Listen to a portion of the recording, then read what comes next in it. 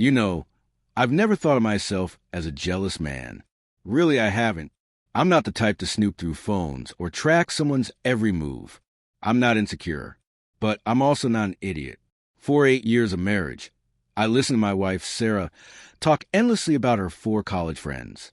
They were inseparable, a little sorority bound together by secrets, inside jokes, and a history that I was never fully allowed into. There was Becca, the loud, opinionated ringleader who always seemed to control the narrative. Laura, her echo, the follower, the one who nodded and agreed with whatever Becca said. Emily, the quiet, anxious one who seemed like she didn't quite belong but stayed anyway.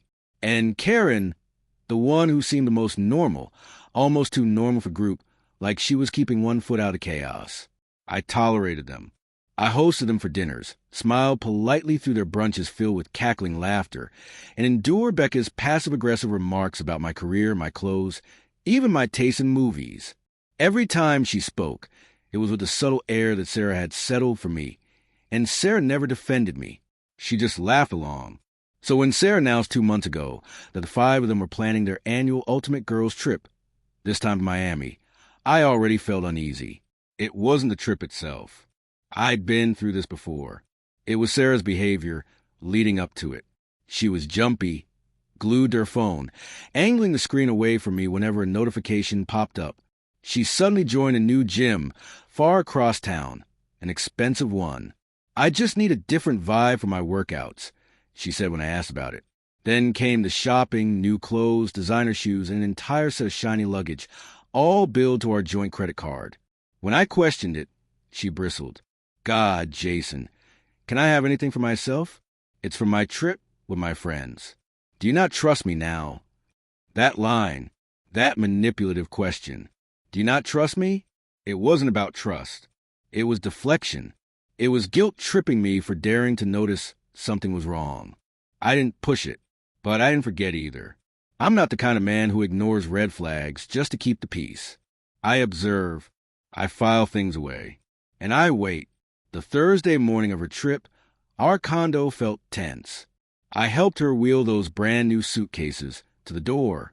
She gave me a quick hug, a peck on the cheek, almost formal. I'll miss you, she said, but her eyes were already darting past me toward the hallway.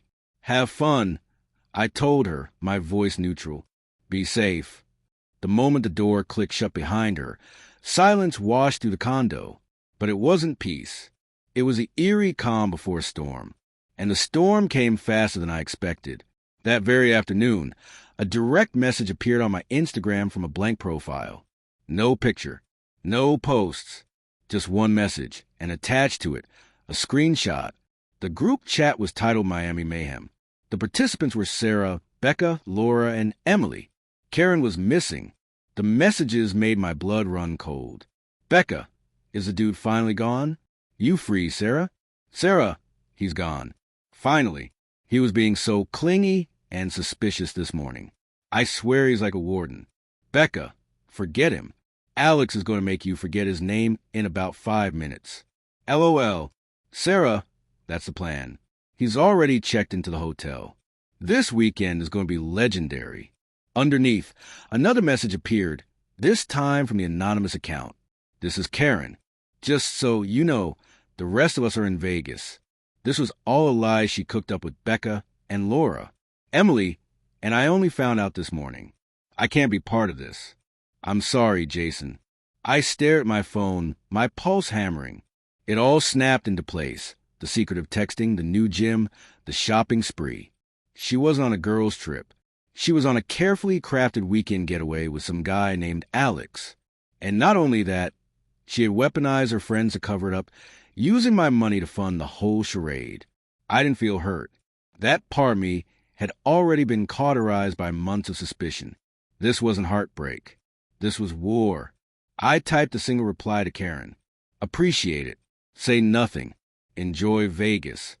Then I opened a new folder on my desktop and labeled it Project Severance. The plan didn't come from rage.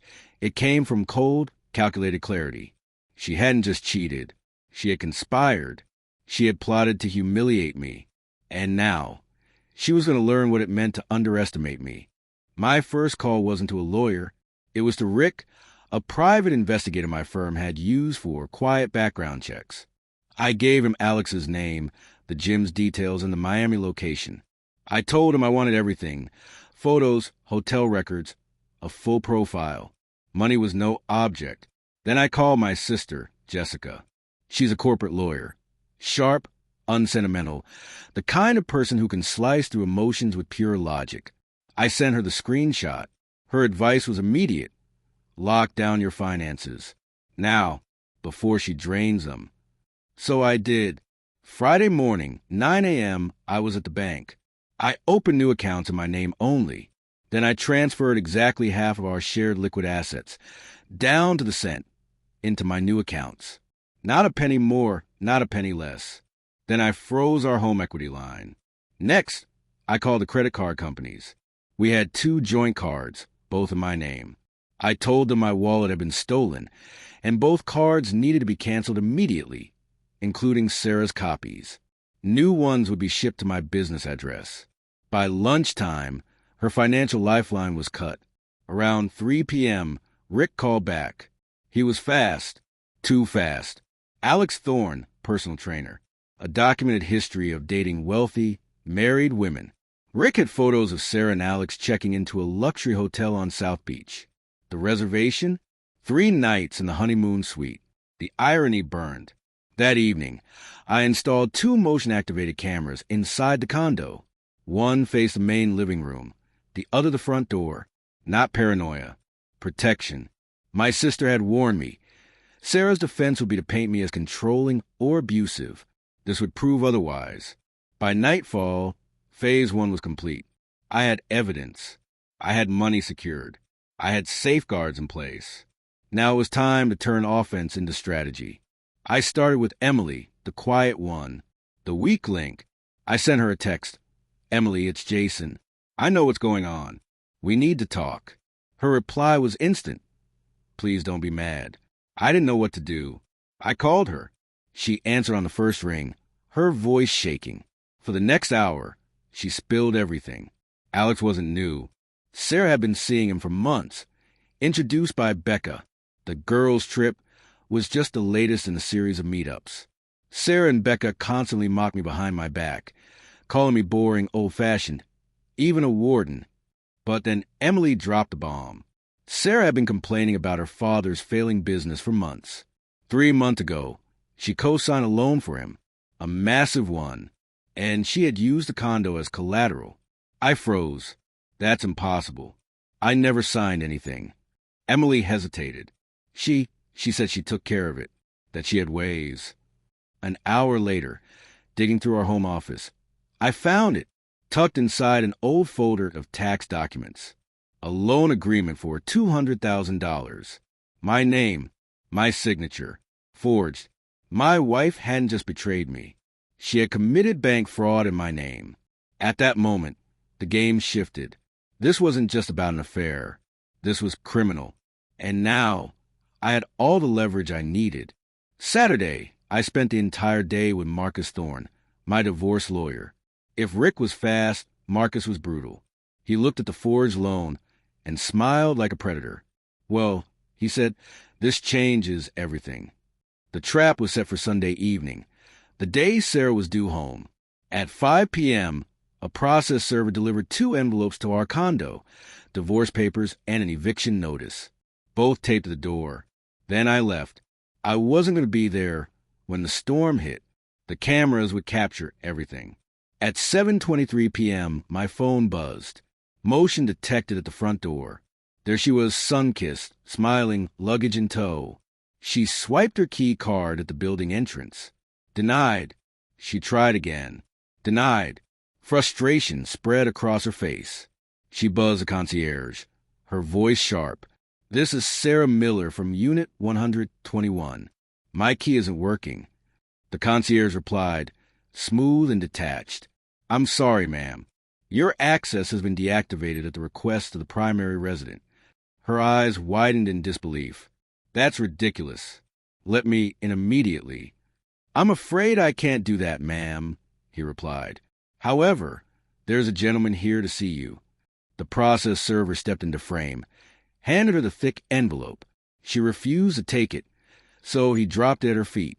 "You've been legally served," he said, and walked away. The camera inside captured her storming into the condo minutes later. She tore open the documents, her face collapsing as she realized what they were. A scream tore from her throat. Then she saw the smaller envelope taped to the inside of the door. She ripped it open.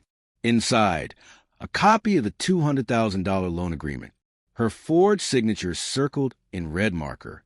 On top, in my handwriting, "I know everything. Your move." The calls began immediately. The first one to voicemail, hysterical, rambling threats. I saved it. I answered the second. Jessica sat beside me, listening. "What is this, Jason? What have you done?" she screamed. "I've simply responded to your action, Sarah," I said calmly. "You can't just kick me out. This is my home." "Is it," I asked, "or is it collateral for your father's failing business? A business you tied to our condo by forging my signature?" Silence. Long, terrifying silence. "How? How did you find out?" she whispered. "It doesn't matter. What matters is that I did. The divorce papers are real. The eviction is real. And on Monday morning, the criminal complaint for bank fraud will also be very real, unless you and your father cooperate." Her voice broke. "What do you want?" "I want an uncontested divorce.